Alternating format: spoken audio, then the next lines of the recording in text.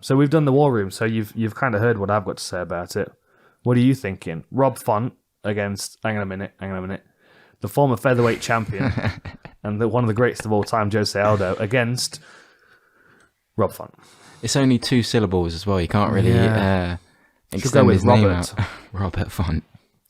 Robert Font. I feel like there's a good nickname to go with Font, you know? Like Helvetica. A bit of a fucking nickname. Holy shit. How Times New Roman. It's not quite as good, that one. Not quite as good. Yeah, this is a hell of a fight. Like Rob Font's not quite got the experience or the name of Aldo, but he's a hell of a striker. 34 as well. You know, he's like similar age to Aldo. Aldo's what, 35? Yeah, I wasn't aware of how long Rob Font's been around, to be honest, in the UFC. He's got a lot of experience. I do think Aldo's going to outwork him though. My only concern for Aldo is that this is a 5-round fight.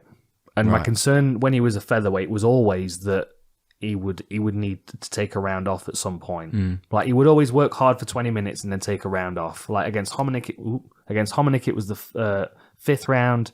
I think Mendes was like the 3rd or 4th.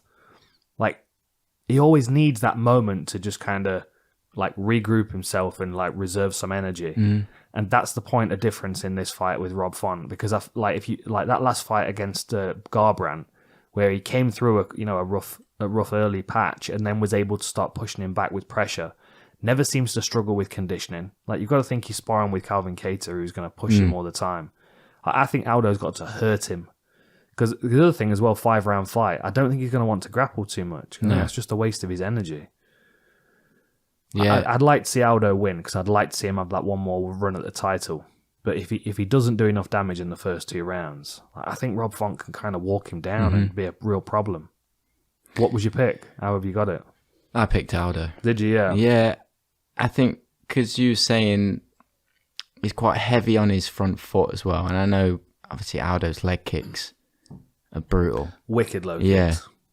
Wicked low kicks. And a lovely left hook to the body as well. And Font does kind of hang heavy on his lead leg. But it can kind of break him down like upwards throughout the fight.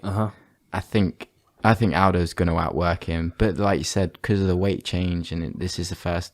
Was it Peter Yan he fought over 5 rounds? Yeah. I mean, he made it into the 5th round, but he was just...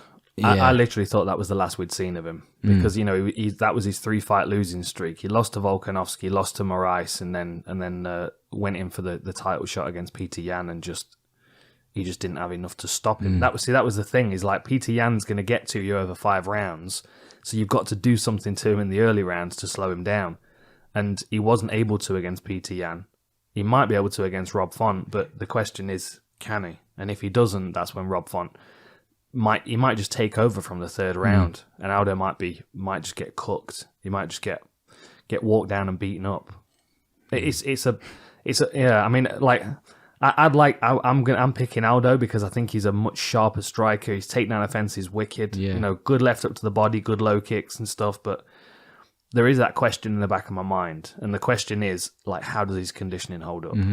Because I always thought he'd go up to lightweight. I always thought that Aldo would be the featherweight champion for a while and then go up and become a top contender at lightweight and be more comfortable and look better at that weight. Going down to bantamweight, I did not see coming. It was like I was saying to V yesterday, there's a safe, or not a safe, but a certain amount of body fat that you need and able to like live and, you know, just generally like... perform at your optimum for perform, sure. Yeah.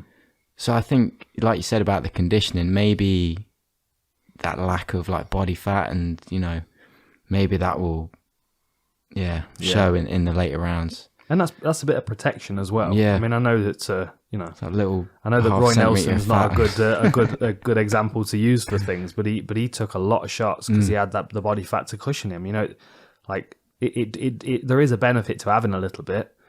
Aldo's got none is the problem. Like Rob Font's in good shape, but good shape conditioning wise, not nearly as lean as Aldo.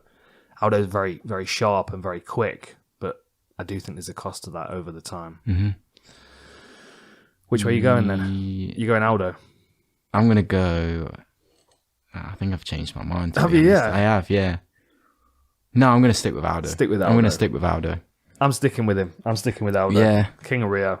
I'm a big fan of Jose Aldo. I'll show you a good photo of us in a little while. When I went to train with him, he's such a good dude. He's just such a, He must be so mentally tough as well.